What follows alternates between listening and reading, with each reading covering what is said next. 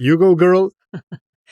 Skoraj 300-tič, Aljaž, še malo pa bo jubilejna 300. epizoda v podcastu Met in čaj, ki ga delamo, to je 12. sezona podcasta. Kar nekaj se jih je nabralo, Aljaž. Ja, in mi so še vedno brez konkretne ideje, kako obeležiti 300. Sem ti zadnjič poslala na mail, pa še nisi odgovoril, razmišljaš, ne? Ampak ne bom rekla zdaj na glas. Veš kaj, razmišljam, kar malo boli, moram reči. No, sej zato. Nič drugač pa v tej epizodi je bila po planu ali pa sva v njej razmišljala že par mesecev, vsekakor pa vse od tega, ko smo lani jeseni planirali referendum o gradnji ne drugega tira, ampak drugega bloka. Drugega jeka. Drugega jeka, ki je potem zginil s programa, ampak seveda to ni končana zgodba. To se bo v naslednjih mesecih, letih še zelo intenzivno dogajalo, ampak naju v tem kontekstu in v podcastu Met in čaj bo zanimalo, kaj delajo tisti, ki se s tem ukvarjajo narobe, da zaenkrat, čeprav seveda nismo imeli referenduma, da bi se potipala temperatura, Aljaž, ampak da zaenkrat se zdi, da nismo ljudje večinsko prepričani, da je to, kar bi želeli. Oziroma, dejansko ne vemo, kako smo prepričani ali ne, vemo pa, kdo je najglasnejši. Tako. Tle mislim, da je bistvo cele zgodbe. Čeprav je vendarle treba, ne glede na to, da je sva to že skoraj 300-krat rekla, povedati, da je to Met in čaj, podcast o medijih.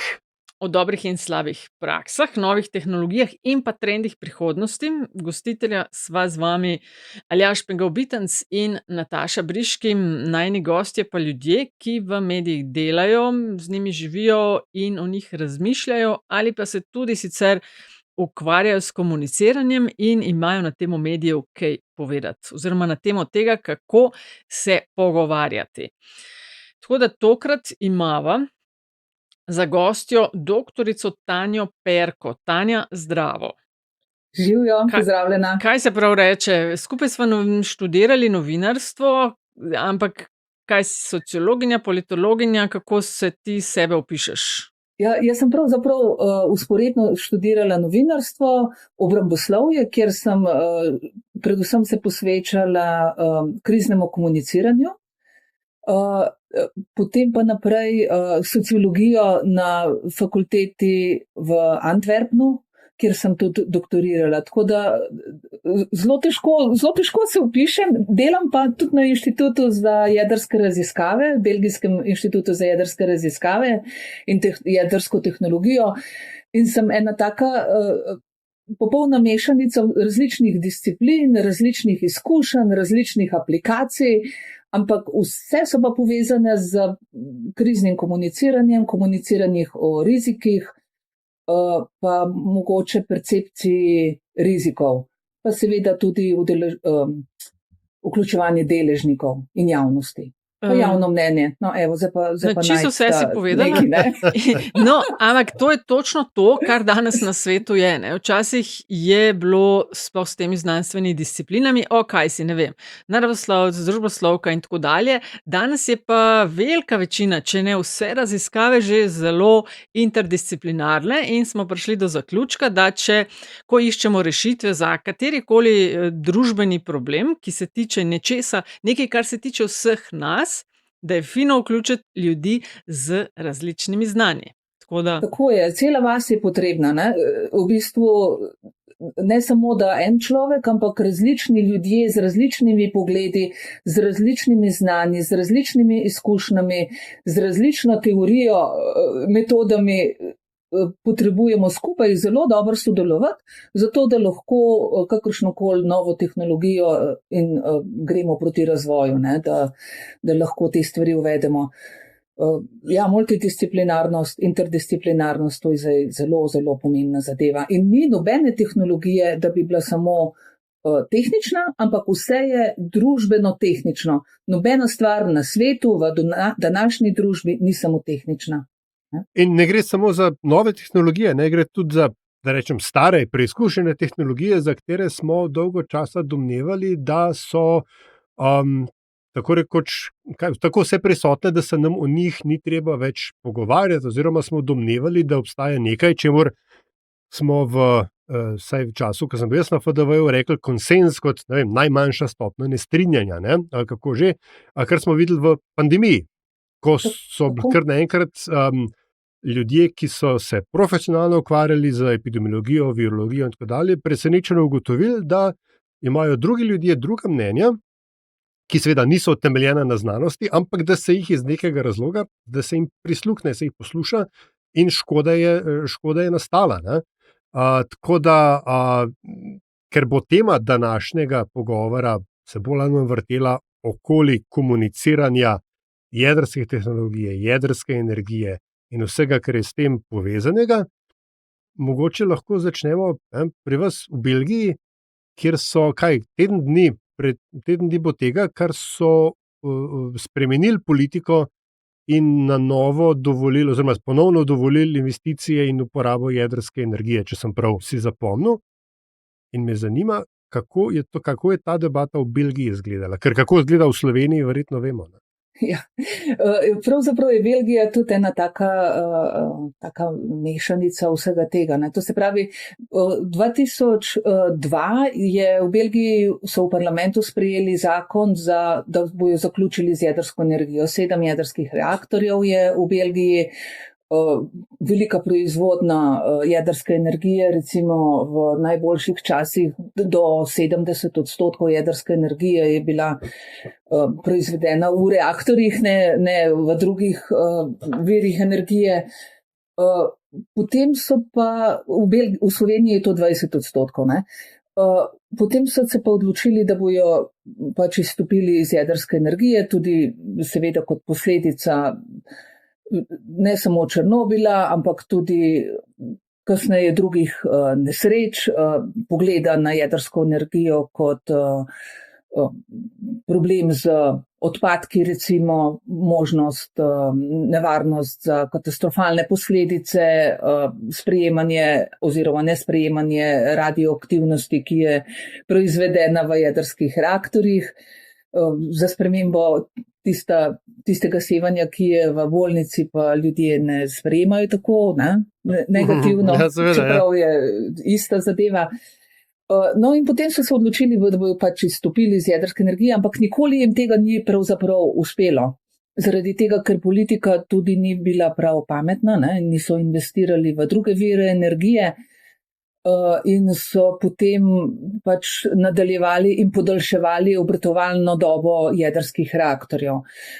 Potem je pa prišlo v Belgiji kar veliko različnih, kako naj rečem, afer. Recimo, o tem se ne govori veliko, prišlo je do sabotaže v jedrskem reaktorju Dol. Nekdo je nepooblaščeno vstopil v jedrski reaktor, izpustil določeno pri mehaniki neka olja, tako da je cel reaktor se mogel ustaviti in je potreboval leto pa pol, da so ga lahko ponovno zagnali. Ker je to pač, to imenujemo insider threat, nevarnost od znotraj, se o tem ni veliko govorilo in ni veliko pisalo. Ampak to dejansko je velika nevarnost. Potem je bilo recimo v času terorističnih napadov v Belgiji, verjetno se spomnite letališča, podzemnih metroja in tako naprej. Ja. Takrat so vsi reaktorji, vključno z raziskovalnim reaktorjem, kjer jaz delam, smo dobili vojsko na zavarovanje, z psi, z neskončno velikimi ogradami, z vsemi stvarmi. In to so šele 1. januarja 2024 ustavili. Stvar je bila pa v tem, recimo, o tem se tudi ne govori veliko, da so bili jedrski objekti pravzaprav tudi tarča terorističnih napadov. In recimo naš direktor je bil opazovan, ko so od teroristov, ko so preiskovali neko stanovanje v Parizu pri ljudeh, ki so napadli Bataclan, so v teh stanovanjih našli videoposnetke neke družine, ki je bila opazovana, otroci pridejo iz šole, žena pride, mož pride in tako naprej. In potem, ko so ugotovili, da je to pravzaprav naš direktor bil opazovan, njegova družina bila opazovana, je bilo tako jasno, ne, da smo bili ena možna target, ena tarča za napade. Potem pa tudi različne nesreče, ki so čisto po percepciji lahko manjše, če vprašaš jedrski lobby, če pa vprašaš ljudi, ki živijo v okolici, pa niso tako majhne, ne? Recimo v našem inštitutu smo imeli 2020, se mi zdi, 19 in 20, kar nekaj nekontroliranih izpustov različnih selenijuma, ne, to je tudi radioaktivni plin, ki je bil tako majčken, ne, po oceni našega menedžmenta, da ni potrebno kaj veliko govoriti o tem, ne. Ampak so ga pa zaznali v Franciji, ne? Tako da je iz francoskih oblasti prišlo vprašanje, kaj se dogaja, zaznavamo selenijum, sicer je pod dovoljeno pod mejo, ampak je, ne? Morate obvestiti in tako naprej. Prišlo je do parlamentarnega vprašanja in do velikih sprememb potem, ne? Skratka, nisem, da v Sloveniji se ne znamo tega lotevati tako, kot se je treba, biti pač transparenten, povedati, kaj je slabo, kaj je dober in potem iskati pot naprej, ampak tudi, če te prav razumem, v Belgiji nič dosti drugače.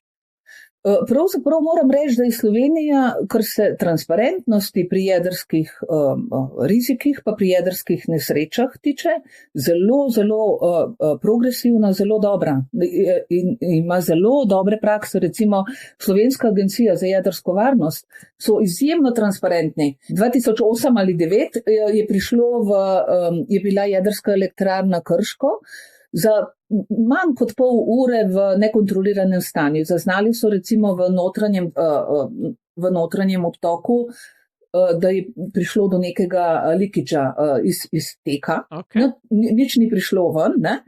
Ampak Slovenska agencija za jedrsko varnost so ocenili, da je to nekontrolirano, ne vejo, kaj se dogaja, ne vejo, kam bo, ali bo eskaliralo, ali si bo ustavilo, ali bo je lahko ustavilo in tako naprej.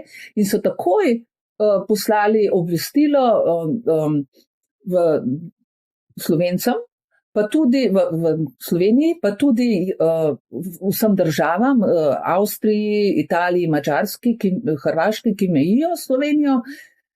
Sprožili so ECORIS sistem, to je sistem, ki je bil ustanovljen po Černobilu, znotraj evropskih držav, prav zaradi tega, da ne bi prišlo do zamude pri obveščanju, ampak do takrat ga nihče ni uporabil. Slovenci smo bili prvi, ki so ga uporabili. Ja, res fantastično. Obvestili so agencijo za jedrsko energijo na Dunaju. Takoj so transparentno obvestili. In kaj se je zgodilo? Zaradi tega, ker nihče ni tega prej uporabil, so bili v Luksemburgu, kjer kontrolirajo ta ECORIS sistem, kjer so mogli naprej sporočiti po evropskih državah, naredili veliko napako. Ne? Slovenci so rekli, mi imamo alert, ne? Ja. Oni so pa prevedli v alarm. Ne? In to je bila cela panika po celi Evropi. Recimo v Belgiji so ljudje začeli jodijeve tablete jesti, ne? V Angliji BBC je imel breaking news, na Norveškem so imeli breaking news, ne? Novi Černobil, v Luksemburgu, panika totalna, ne? In recimo v pol ure so odkrili, kje je prišlo do tega izpusta. Nihče ni prišlo nič v okolje, ni prišlo niti v notranji sistem, v elektrarni, ničesar se ni zgodilo, ne? Ustavljeno je bilo, ampak ko so oni poslali konec alerta, ne, se je to šele začelo po Evropi cel alarm, ne. In naslednji dan je bilo pred jedrsko elektrarno neskončno veliko novinarjev iz cele Evrope, vsi so poročali o tem, ne, kaj se je zgodilo, ampak v bistvu velika transparentnost, ne, je povzročila cel preplah po Evropi, zaradi tega, ker niso bili navajeni na takšno transparentnost. Se mi zdi, da do teh šumov v komuniciranju res zelo hitro lahko pride v takšnih primerih, pa eskalirajo v zelo nevarne smeri. En medklic, Tanja, kako je tebe kot specialistko ali pa strokovnjakinjo za krizno komuniciranje sploh pripeljalo v svet jedrske energije in tega? Ja, pravzaprav življenje. Ljubezen, a ne? Pa ne, mislim.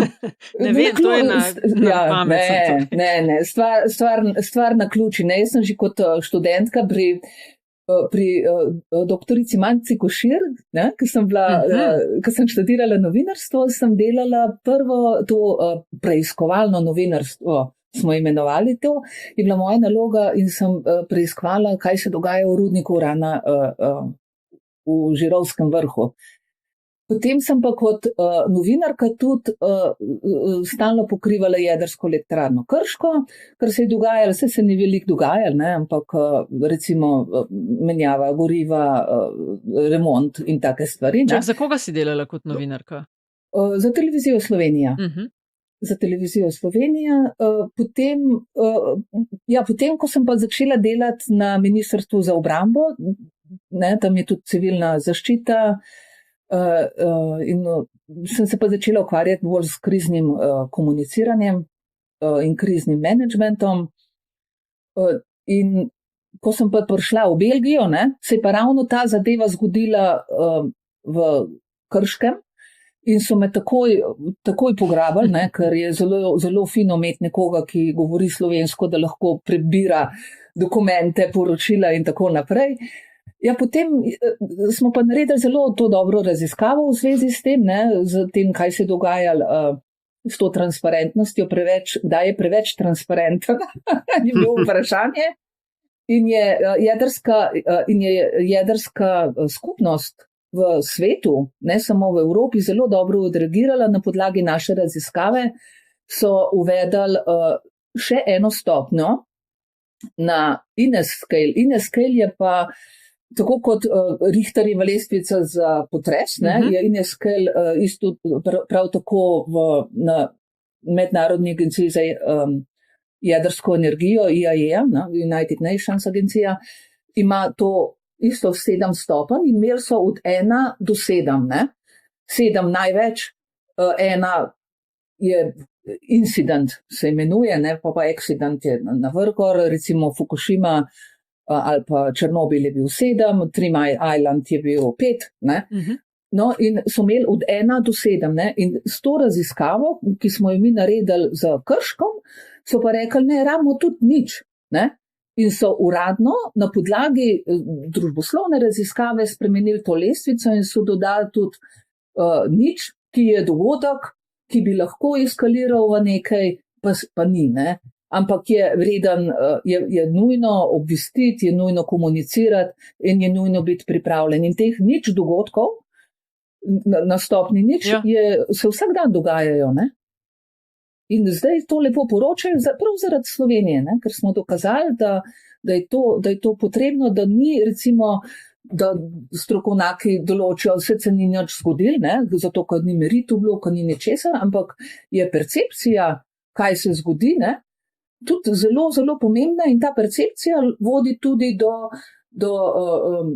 do vedenja. Recimo to, da so ljudje v Belgiji vzeli jodove tablete, da so zaščitili svojo ščitnico, da ne bi radioaktivnega joda absorbirali in dobili čez 20 let raka. To pa je vedenje. In vse to je zelo, zelo, zelo povezano. No, tako da, jaz sem potem sem pa iz te raziskave naprej nekako kar zelo znana pa zaželena postala v teh različnih mednarodnih organizacijah, na fakultetah in od takrat naprej še zdaj delam v glavnem v jedrskem svetu, ampak zdaj se pa predvsem ukvarjamo z skupnim odločanjem, z koodločanjem o jedrski energiji v katero smer iti, ne, recimo te mali modularni reaktorji, nova tehnologija, podaljšanje obratovalne dobe jedrskih reaktorjev, nenazadnje tudi, ne vem, nova tehnologija za radionuklide, za bolnice, za vse te stvari, ne, to so vse družbene odločitve. Ne, in predvsem mi razvijamo orodja, kako omogočati, da je dobra praksa, ne, da ni samo,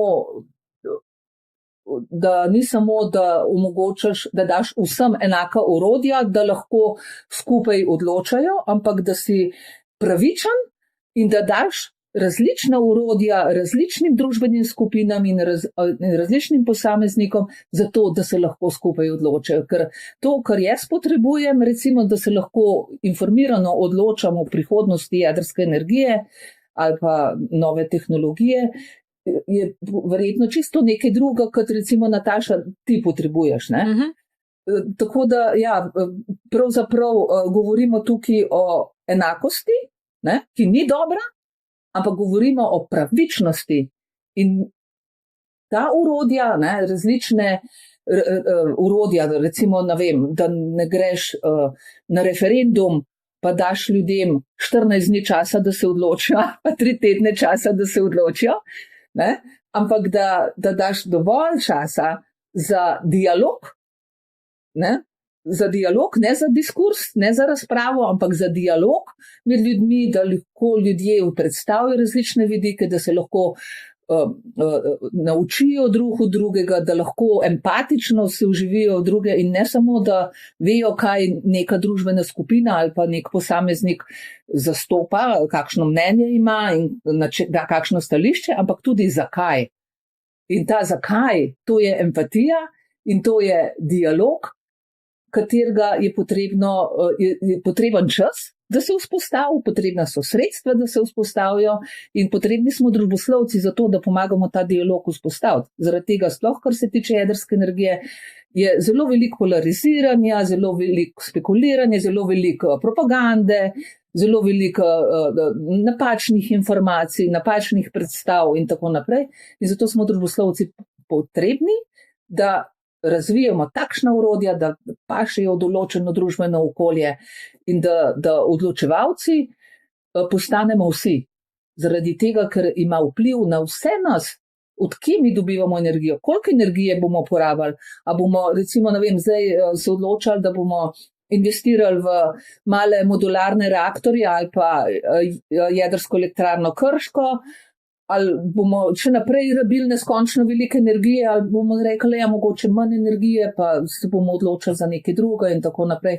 Vsi smo odločevalci, čisto vsi. In to je potrebno omogočiti ljudem, da lahko vsi pravično so odločamo o stvarih.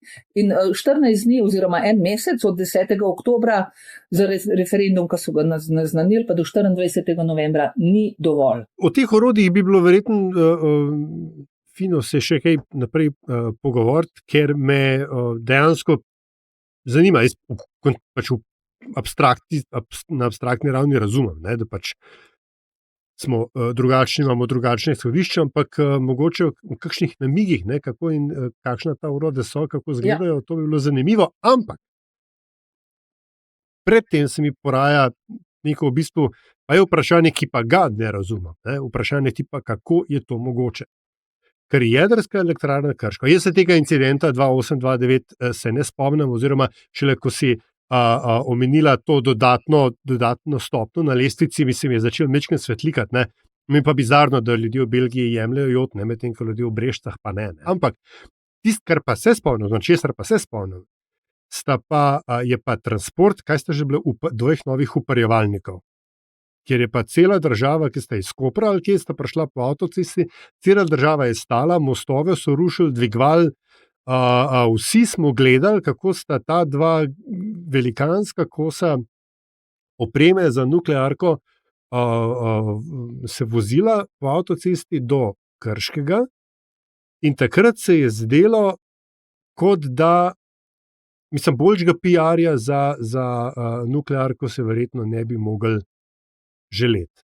Ker smo dobesedno videli v nuklearko, vsi, ki smo takrat v avtocesti zgledali. In zdaj, kaj se je zgodilo od takrat do danes, da je nuklearna elektrarna Krško in koncept jedrske energije kot take, da je postal spet en misterij, na katerega se kobajagi sicer vsi spoznamo, ampak en drugega ne poslušamo. Po beku se ljudje ukvarjamo z riziki vsakodnevno, z različnimi stvarmi, ne? Tako da ni čisto nič čudenega, da se ljudje ne ukvarjajo z jedrsko energijo vsakodnevno in da ne poznamo. Poglejte, koliko stvari vsak dan novih, ne? Da se moramo ukvarjati s tem in nažalost, če oblasti, če vlada ne poskrbi za to, da ljudje tudi občasno razmišljajo o jedrski energiji, pa predvsem pripravce za potencialno nesrečo, ne, potem ljudje pač pozabimo na te stvari, dokler se nesreča ne zgodi. Ne.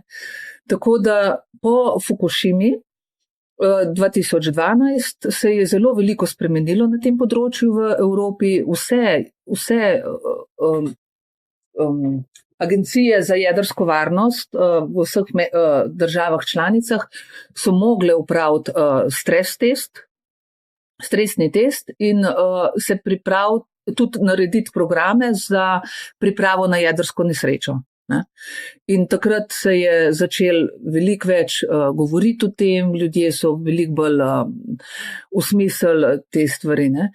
Je pa stvar v tem, da recimo, da vsak dober PR-ovec bo kakršenkoli dogodek lahko zelo dobro obrnil, ne, v to smer, da bo ljudje začeli razmišljati o tem, da se bodo začeli pogovarjati.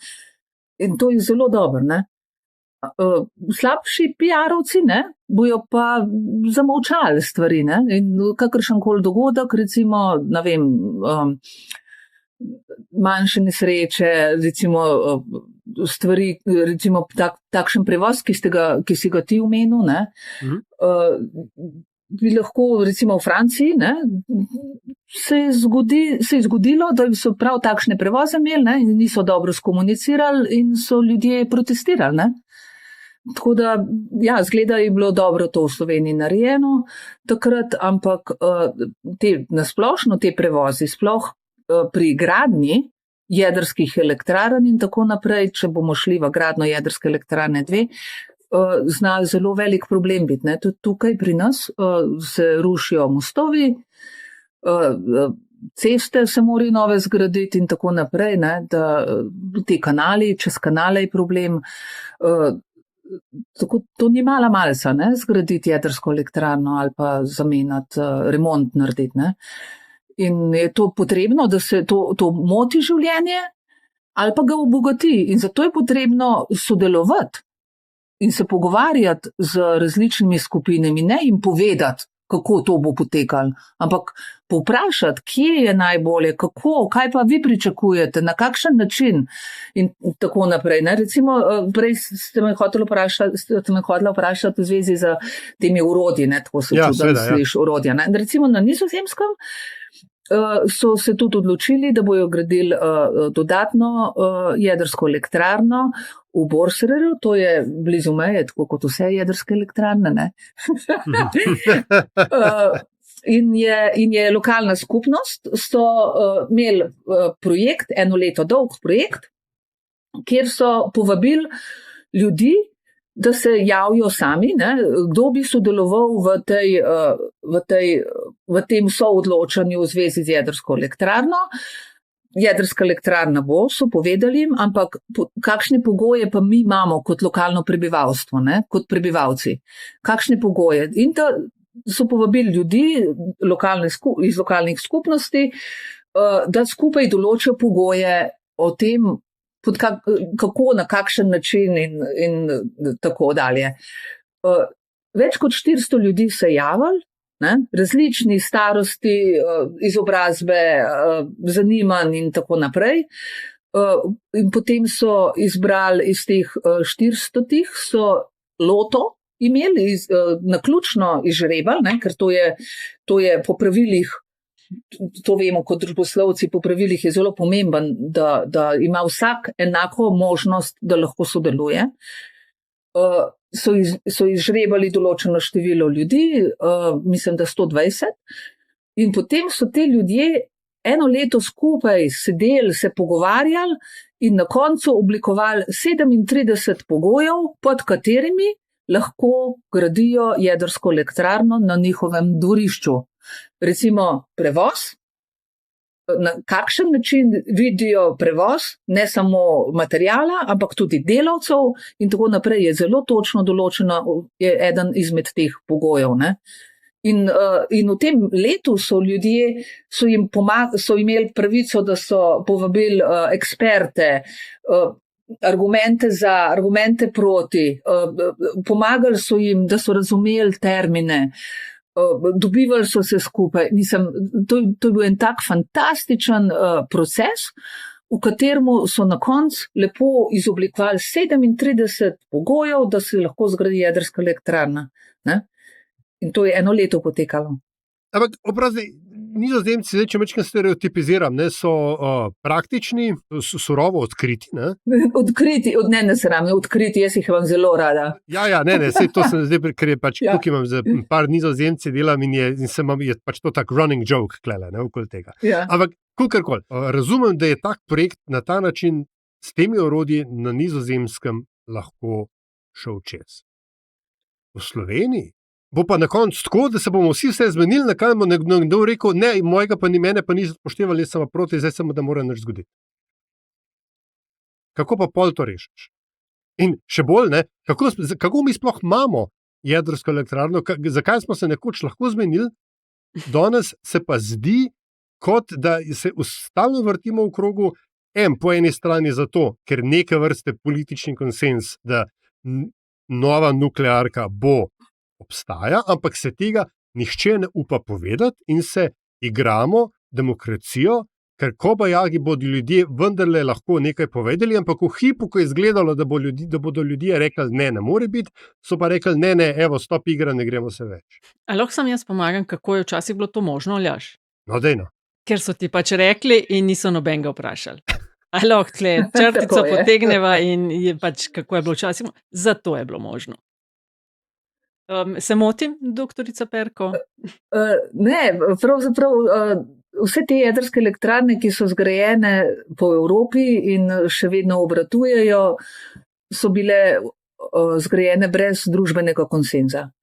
Na srečo je današnja evropska družba, pa tudi svetovna družbena ureditev takšna, da družbeni konsens za takšne odločitve mora biti. Recimo poznamo Aarhuško konvencijo, ki je sestavljena iz 3 stebrov in po Aarhuški konvenciji tudi Slovenija jo je ratificirala, vse evropske države so jo ratificirale, ima vsak posameznik pravico, ne samo, da je obveščen, ampak da sodeluje pri odločitvi glede takih velikih projektov, vseh projektov, ki vplivajo na okolje in na družbo. In ne nazadnje tudi govorimo o Sustainable Development Goals. Kako se to prevede? Trajnostni razvojni cilji. Trajnostni razvojni cilji so sestavljeni iz ekonomskih, družbenih in ekoloških vidikov, ne?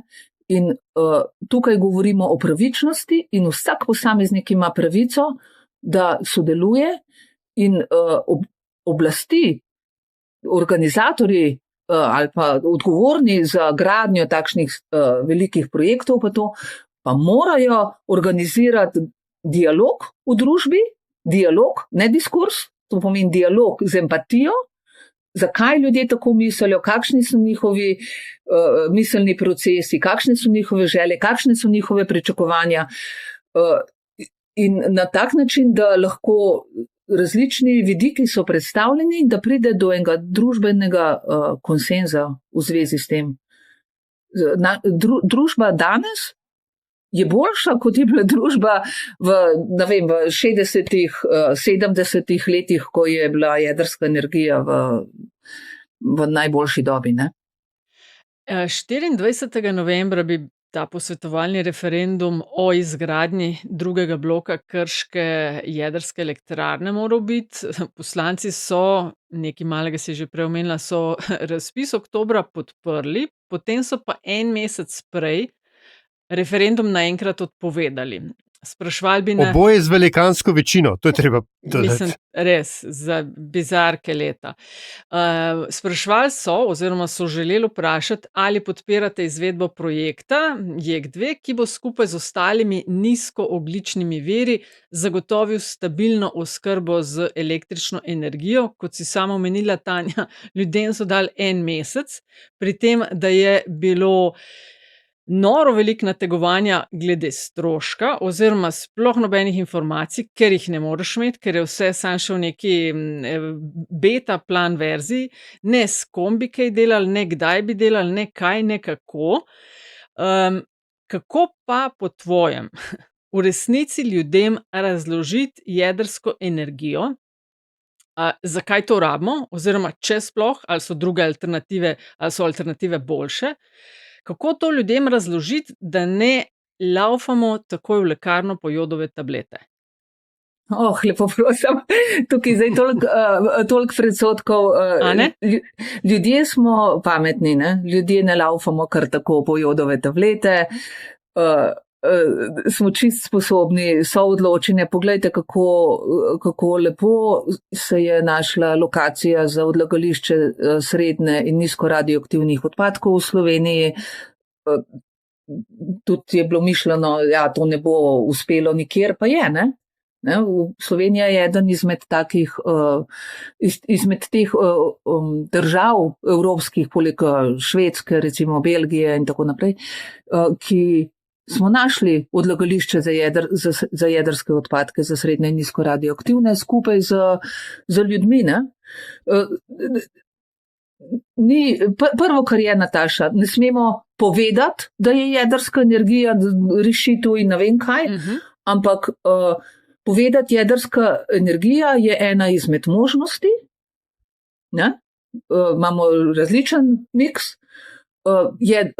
Koliko energije porabimo, koliko vsak od nas potrebuje energije, jo potrebujemo še več, jo lahko zmanjšamo in tako naprej. In potem se pa pogovarjati, ne? Ali res hočemo jedrsko energijo in če jo hočemo, na kakšen način. Saj nismo ljudje ovčke, ne? Razumem, kako misliš, da meni se to zdi edino pravi proces, zdaj pa, ker vemo, da v enem mesecu se tega ne da. Ko imaš pa izkušnje drugod po Evropi ali pa skozi raziskave, koliko let je to?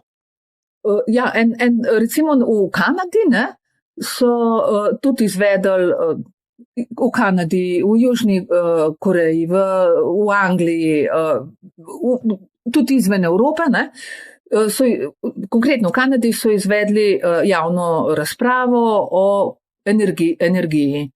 In so prav tako kot na Nizozemskem izžrebali ljudi, ki so sodelovali, ki so v tej diskusiji, je pol leta trajalo, ne?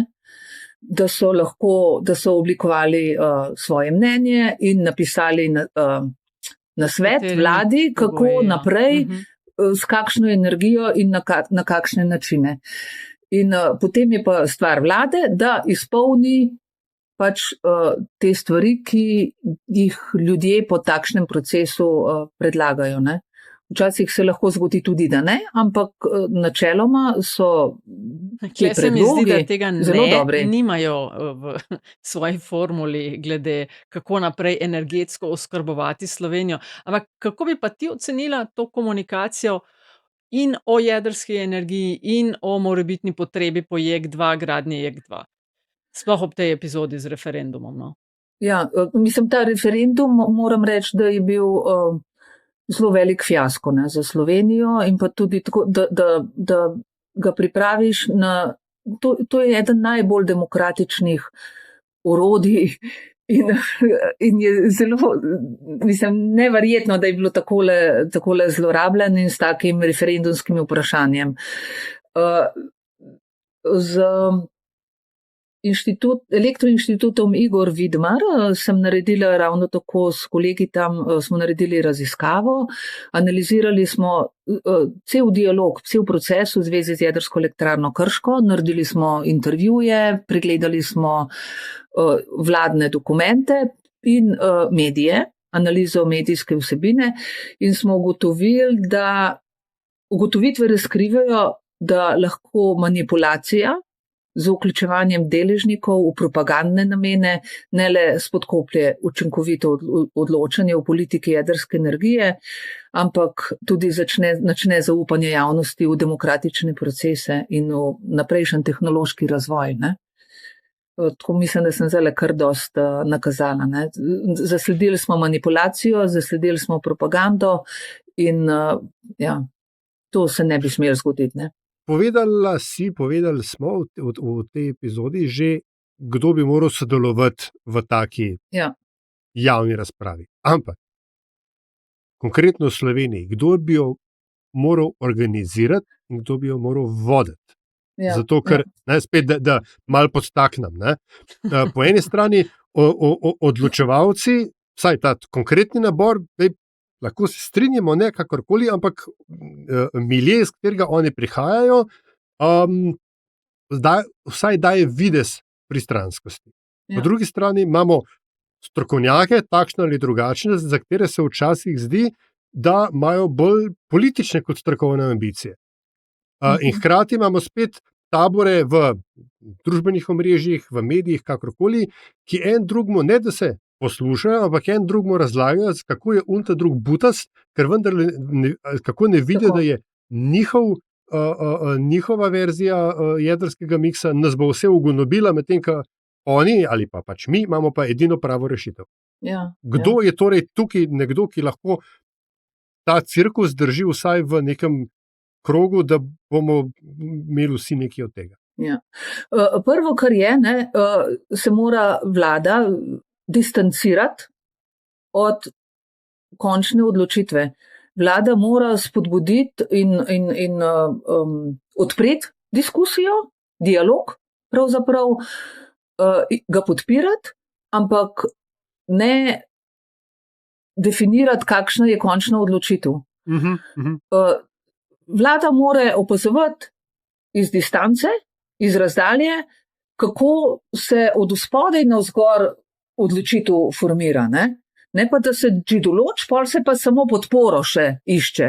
To je popolnoma napačno. Ne? Jaz domnevam, slovenska javnost je načeloma zelo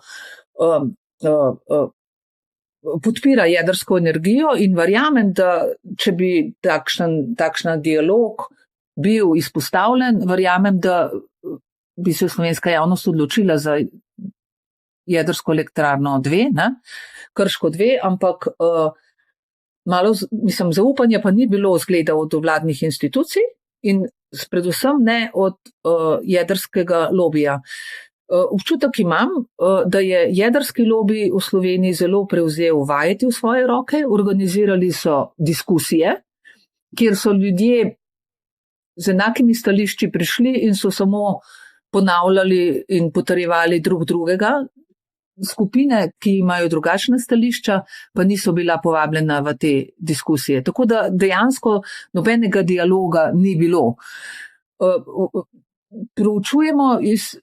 V evropskih projektih proučujemo tudi etičnost, recimo, da ti koliko sredstev lahko investiraš v promocijo in kdo lahko promovira. In kar jasno povedati, to je promocija, ne? Promocija jedrske energije, transparentnost zelo velika in smo ugotovili, da pravzaprav ni etično, da vodja ali da organizacija, ki vodi te dialoge med različnimi skupinami in ljudmi, da je finančni vidik, profit, vodi to organizacijo. Ne. Ponavadi, recimo v Švici, v Belgiji in tako, te dialoge organizirajo in vodijo univerze, fakultete, različne fakultete, strokovnjaki iz fakultet, ne iz družboslovnih fakultet, ne iz fakulteta za jedrsko energijo, nuklearno inženiring. Različna znanja. Ne? Različne znanja, tako ja. In zelo neodvisne. Pomembno je, da ta facilitator, ne, povezovalec, ali ne vem, kako bi se to reklo v slovenščini, da je priznan kot neodvisen, z visoko integriteto čisto od vseh skupin in ljudi, ki morajo biti vključeni v ta proces. V Sloveniji to ni bilo, ne? Ker imaš izkušnje z delom z znanstveniki iz različnih držav, ko gre za vprašanje jedrske energije in tudi z delom v različnih državah, a se da tudi države na svetovni skali razdeliti, v tem delu sveta so, ne vem, bolj naklonjeni in bolj naklonjeni so temu, ker, oziroma tu so bolj proti, ker. In dodatno k temu, katere so dobre prakse iz tujine, kolikor si uspela videti, analizirati, spoznati, ki bi jih ali pa ki bi delale, lahko delovale v Sloveniji. Omenila si eno, primeri Nizozemske, žrebanje ljudi, da se čim večja vključenost, daljše obdobje razlaganja, ampak tako, no, skratka, države ali pa deli sveta, kjer so temu bolj naklonjeni in katere prakse bi prinesla k nam, Moram reči, da ravno prejšnji teden sem bila na eni največji jedrski konferenci FISA na Poljskem, ki so jo organizirali v času njihovega predsedovanja. In moram reči, da se je ta konferenca, ki je bila prej znanstvena, spremenila popolnoma v politično in lobistično področje. Ugotovila sem, da je jedrski lobi postal tako močen v Evropi, da pravzaprav različni vidiki ali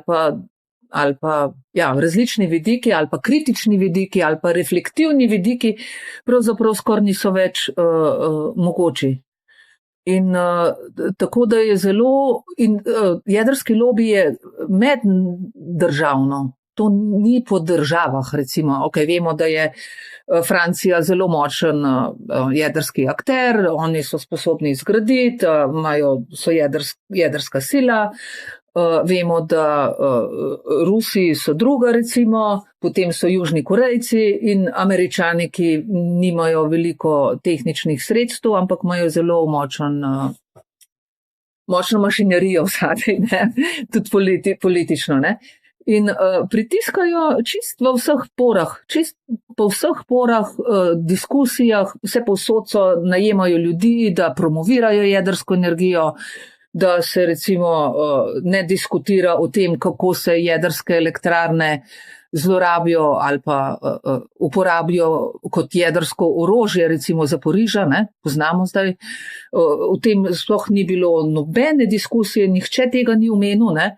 Samo govorili so o tem, kako je to varno, kako je to ekološko, kako je to nizek ogljični izpust in tako naprej. Ja, tako da je zelo moramo biti previdni, ne, tukajle, kam gremo, ne, zaradi tega, odkar se je Ukrajina zgodila, ne, je recimo prav v Belgiji so se odločali zaradi tega, da grejo nazaj na jedrsko energijo, ker prej je bila rešitev plin, ne? Potem se je pa Ukrajina zgodila. Ampak imeli smo pa ravno takrat, ko je, to je bila tudi zelo zanimiva zgodba tukaj iz Belgije, kako se politika obrača, ne? V vladi ministrica za energijo je bila iz Zelene stranke. In takrat so rekli pač, zapremo jedrske reaktorje, zaradi tega, ker imajo razpoke v jedrskih reaktorjih. To je bila tudi ena taka afera, ki so majhne mikrorazpoke, na cement pač propada, ne, ker so nevarne in tako naprej, ne, da zapremo to in gremo na plin, ne, zemeljski plin. Potem se je pa Ukrajina zgodila, kar naenkrat, ko smo analizirali takrat še tvite, zdaj X od te ministrice, se je za 180 stopinj spremenila. Naenkrat je ista ministrica potem sprejela, jedrska energija pa vse, to je prihodnost in te nobene diskusije nič več v teh razpokah v jedrskih reaktorjih. Naenkrat niso bile te razpoke nič več nevarne, tako da v bistvu politika zelo, temu se imenuje v družboslovnih raziskavah pravimo social amplification of risk, to se pravi družbeno poudarjanje rizika, ampak na nasprotni strani pa tudi družbeno zanikanje rizikov, In to je en tak proces, ki se neskončno izvaja v družbi in če nisi nekako podučen v teh stvarih ali pa občutljiv na te stvari, ne opaziš, ampak si kar naenkrat rezultat tega, tvoje mnenje, tvoje stališče je rezultat tega in politiki zelo, zelo dobro znajo izkoristiti rizike v njihovem komuniciranju na ta način, da podpre njihovo politično agendo, Recimo, samostojnost, energetska neodvisnost, kar naenkrat je postala zelo pomembna, odkar je Ukrajina, vojna v Ukrajini. Čist različno manipulirajo s temi stvarmi. Recimo, ko smo naredili raziskavo, kako je bila Fukushima pokrita, ko se je zgodila jedrska nesreča na Fukushimi, smo ugotovili, da v Nemčiji so govorili o apokalipsi v medijih. Fukushima apokalipsa. V Belgiji, takrat 2012, je bila disaster. Zdaj to problem v slovenskem jeziku, ko imamo eno besedo, accident pa disaster je isto. V Belgiji je bila disaster, v UK, v Veliki Britaniji, Združenem kraljestvu, je bila pa accident, Nemčija tak isto, oni so zaradi Fukushime, Angela Merkel dokončno se odločila, da bo zaprla nuklearke, hkrati so zaprli tudi termoelektrarne. In to je bilo vse, mi smo analizirali, kako mediji poročajo in po teh, ko so ljudje konzumirali te medije, pa to, in so v Nemčiji brali apokalipsa, v Belgiji katastrofa, v Angliji pa nesreča, v Angliji naprej lepo gradijo, v Belgiji so takrat rekli, to je treba ustaviti, jedrsko energijo namo na nov gradili, v Nemčiji so pa takoj zaprli, s tem, da so riziki še zmeraj tam, se pa zelo varno počutijo, jedrsko gorivo, ko ustaviš jedrsko elektrarno, še 50-70 let se jedrsko gorivo tam ohlaja. In je to ni mala zadeva, Recimo tukaj v Belgiji, kjer smo ustavili jedrski reaktor lansko leto oktobra enega, zaradi tega, ker je bil reži tiste razpoke so bile, ustavili smo jedrski reaktor, so se odločili, da ga ustavijo, in zakoni niso bili pripravljeni. Recimo zdaj lokalna skupnost dobi letno, milijone evrov za to, da lahko vzdržujejo ceste, da lahko vzdržujejo, če se kakšna nesreča zgodi, da lahko dostop in tako naprej, da plačujejo gasilce, da imajo zdravstvene domove tam pripravljene, da vse to poteka tako, kot mora, je lokalna skupnost dobi te sredstva. V tistem trenutku, ko je bil jedrski reaktor vzet ven iz obtoka, recimo, obtoka, ta zakon ni več veljal, riziko je še zmeraj tam, lokalna skupnost ne dobi več denarja in so lepo na sodišču, zaradi tega, ker zakoni niso bili pripravljeni. In če lokalna skupnost ne bi povzdignila glasu, bi ceste propadale, gasilce bi mogli odpustiti, jedrsko gorivo je pa še vedno tam. In to so decommissioning, razgradnja. To je velik proces, ki traja leta in leta, ki vpliva na okolje, neskončno tudi na strukturo družbe tam v okolici. To so recimo jedrska delavci, ki delajo na jedrskih reaktorjih, ne, so izobraženi, so mlajši, so dobro plačani in tako naprej. Ko se to ustavi, grejo drugam, grejo na drug jedrski reaktor, konkretno iz Belgije, grejo v Francijo, ne. In naenkrat je v tistih vasicah tam okrog samo staro prebivalstvo ostalo, ne vlaga se več v znanje, zato da ljudje vejo, ne vem, kako upravljati z riziki, kako odreagirati, če se karkoli zgodi in tako naprej, ne, in se popolnoma spremeni hiše, če se pogledajo zdaj okrog te jedrske elektrarne, ne, stare, propadajoče, zdravstven dom ne obstaja več tam, ne, polno starih ljudi. Mislim, to ima takšne efekte dolgoročne, da medtem, ko govoriš, da boš ti odprl novo jedrsko elektrarno, ne, moraš tudi govoriti o tem, kako jo boš zaprl. Ne. Da ne pozabim o tem, da ko govoriš, da boš odprl jedrsko elektrarno, moraš se pogovarjati tudi o tem, odkje jedrsko gradivo, uranium mining, ko se reče, rudniki urana, kje je rudnik urana in kaj mi naredimo skupnosti, kjer kopljemo uranovo rudo in kako bomo mi nazaj pomagali okolju, da se bo regeneriral. Tam, kjer dobimo mi uranovo rudo. Vse to je potrebno diskutirati. Ne samo, koliko stane, ko jo bomo gradili, pa kdo jo bo gradil. Ampak cel cikl jedrskega goriva, od izkopavanja do repurposing, se temu reče. Kaj boš ti potem, ko bo jedrska elektrarna prenehala obratovati, kako boš ti spremenil te objekte v kaj drugega, ne? Pa tukaj pa govorimo o krožni ekonomiji, pa v trajnostnem razvoju, ne? In to ni samo debata, tako kot sta prejle rekla, koliko bo stal, ne? Pa kje bomo gradili, pa kdo bo gradil. Vse to je potrebno diskutirati. Ko rečeš jedrski lobi, kaj je to?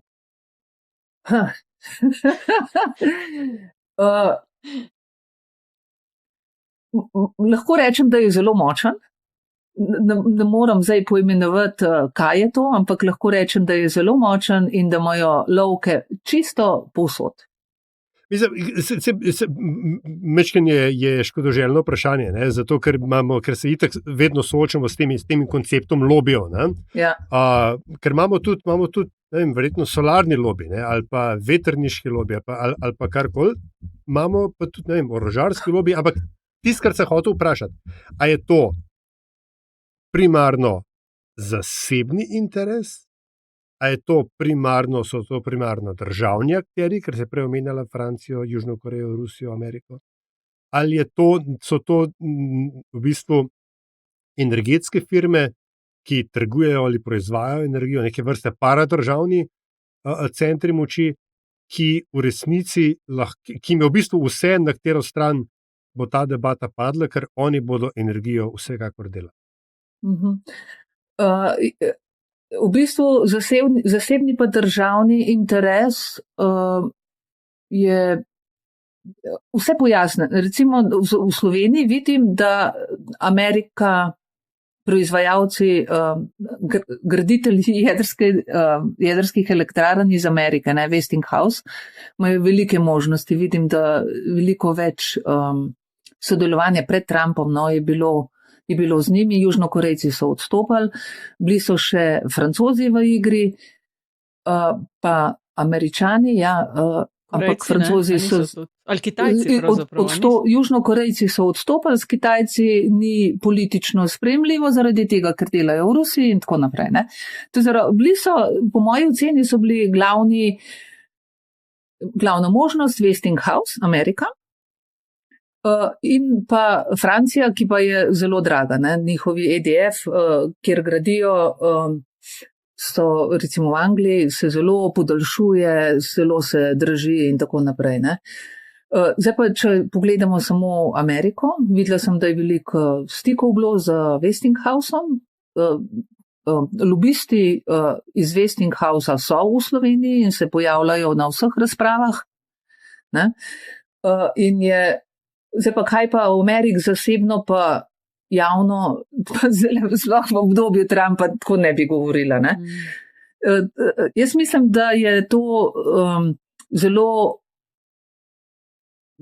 velika jama za denar, za posameznike in da moramo biti zelo, zelo previdni pri tem in zahtevati popolno transparentnost. Recimo v Belgiji, kaj se je zgodilo? Ne? Belgijci so jedrske elektrarne prodali Francozom. Francozi so lastniki jedrskih elektrarn v Belgiji. In ko je prišlo do te odločitve, da bi se podaljšal obratovanje jedrskih reaktorjev v Belgiji, so operaterji, Francozi, rekli, ja ne, zdaj nas ne zanima nič več. Ne? Ampak belgijska politika pa preskrba z energijo je bila v taki stiski, da so bili bili v poziciji, da se pogajajo. Ne? In na koncu je premier šel osebno sestanek, premier je obiskal direktorja upravljavcev jedrskih energij. Ne? To se ne sme nikakor zgoditi. Ne? In pogovori niso bili odprti, niso bili javni pogovori, javnost je protestirala proti temu. Rezultat je bil, da so se odločili, da bodo podaljšali obratovanje jedrskih reaktorjev. Stroški za jedrske odpadke so pa v veliki meri postali breme države, ne operaterja, ki ga proizvaja. In to kaže recimo tukaj v Belgiji, kakšna moč jedrskega lobija je nad politiko. In lahko rečem, da medtem, ko smo analizirali, kaj se dogaja v Sloveniji, ne, moramo biti zelo, zelo previdni. Čakaj, ko ste analizirali, to so tisti zaključki, ki si jih prej omenjala. Tako ja. Aha, okay. Tako ja. Ker pa bova počasi postavila piko na i temu pogovoru, pa že zdaj vnaprej rečem, a te lahko še kdaj pohcukava za rokav? Vsekakor. Okay. No, z velikim veseljem, Nataša, če smem povedati, jaz sem, zdaj moram se pohvaliti, jaz sem srečna dobitnica, 3 leta zapored že štipendije, da se vračam enkrat na leto v Slovenijo. To je štipendija, ki jo podarja Univerza v Ljubljani, SMUL se imenuje. Slovenski znanstveniki v tujini. Mislim, da je Metina lista to pravzaprav nas zbrala skupaj in potem smo redno začeli sodelovati. Ne? In vsako leto pridem za 2 meseca v Slovenijo. Letošnje leto sem bila marca, aprila v Sloveniji in sem tudi pisala, osebno sem pisala premierju, doktoru Golobu, da prihajam v Slovenijo, poslala sem mu moj življenjepis, moje izkušnje, ker jaz sem vabljena oziroma poučujem pri agenciji za Atomic Energy Agency, pri svetovni zdravstveni organizaciji, pri OECD in tako naprej, vključevanje deležnikov in javnosti v odločevanje glede jedrske energije. No in sem mu pisala osebno, da prihajam v Slovenijo, da bi rada posredovala svoje znanje, da se čutam dolžna, da to naredim zaradi tega, ker dobivam to štipendijo, ki je iz državnih sredstev, ne, da to naredim prostovoljno in tako naprej. Nisem dobila niti odgovora. Ne. Samo tako. No, sej to je kar povedno. Če pa, tako kot sem omenila, počasi proti koncu, kako bi svetovala našim, tako na kratko, kako naprej iz te kloake, v kateri smo, in ob zavedanju, da je treba energetsko vprašanje, da ga rešujemo in da je to nekaj, kar se rešuje na dolgi rok. Se pravi, nas seveda zanima, kaj bo 2028, ampak v tem kontekstu morebitne gradnje drugega bloka, vsekakor kaj bo čez 20, 30, 50 let, ne? Jaz mislim, da na splošno energetsko vprašanje je vseobsežno, je družbeno vprašanje, ki se ga moramo lotiti čisto vsi. In ne samo o jedrski energiji se pogovarjati, ampak o celem miksu in tudi o naših vsakodnevni porabi. Ne? A bomo zdaj gradili še več, zato da bomo še več lahko porabili, ali bomo mogoče manj začeli porabljati, pa ne, na kakšen. To je veliko družbeno vprašanje, kjer je potreben velik družbeni dialog. In recimo obstajajo, to, ko smo začeli ta pogovor, obstajajo določena orodja, ki so zelo primerna za Slovenijo, ki bi bila zelo, zelo fino uporabna.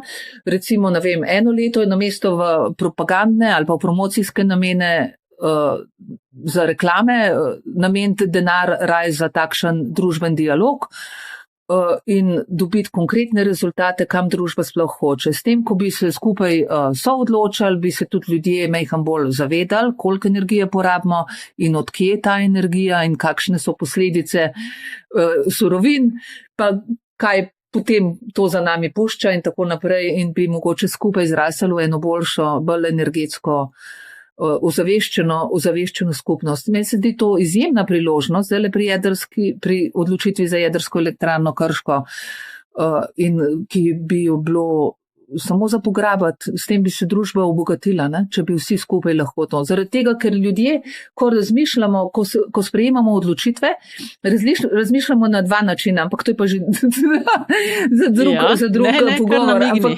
Ja, recimo heuristično, ne?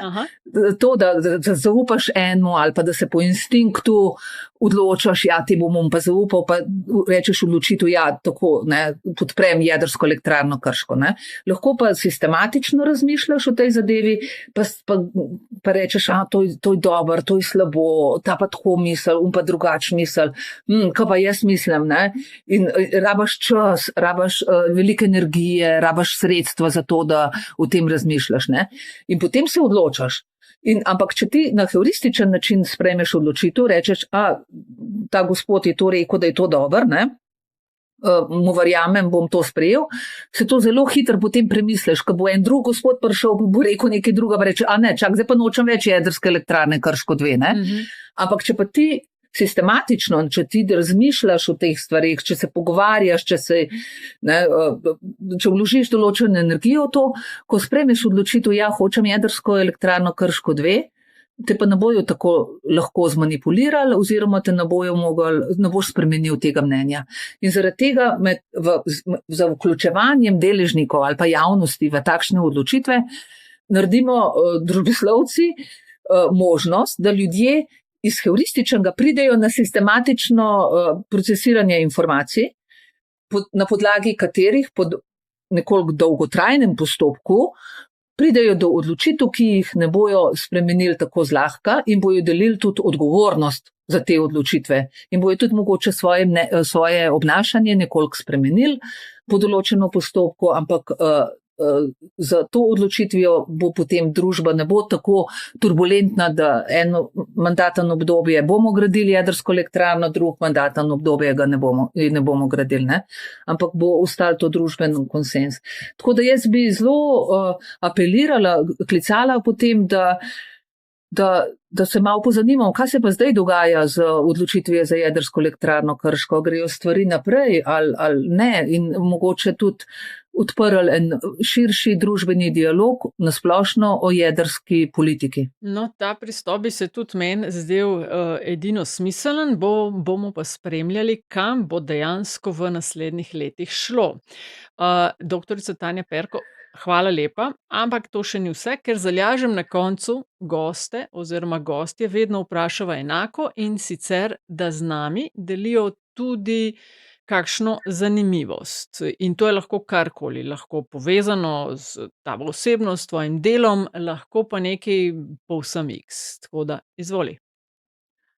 Bom kar nekaj na X, ne? Okay. Super. če dovolite. In sicer jaz živim 50 km ven iz Bruslja, bolj na meji z Eindhovenom, to je Nizozemska.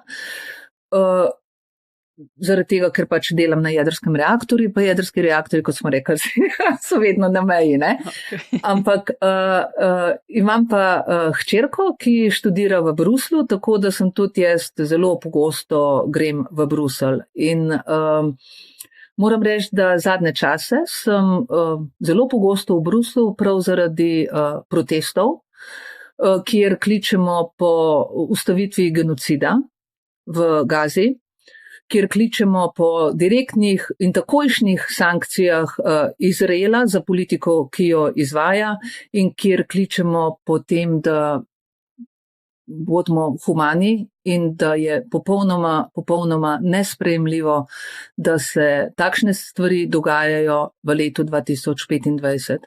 Moja babica je bila v Ravensbrücku, v koncentracijskem taborišču, ki je bilo osvobojeno 14 dni nazaj, 80 let nazaj. Ne?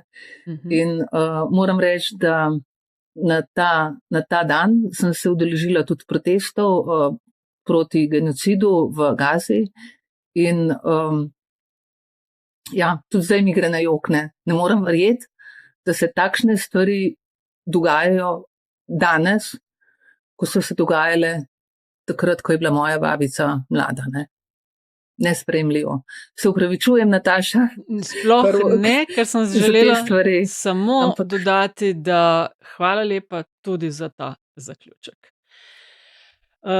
Tanja, v veselje nama je bilo in čast poklepetati s tabo. Res upava, da še kdaj, evo. Z veseljem. Vse dobro pri tvojem delu tudi vnaprej. Z veseljem.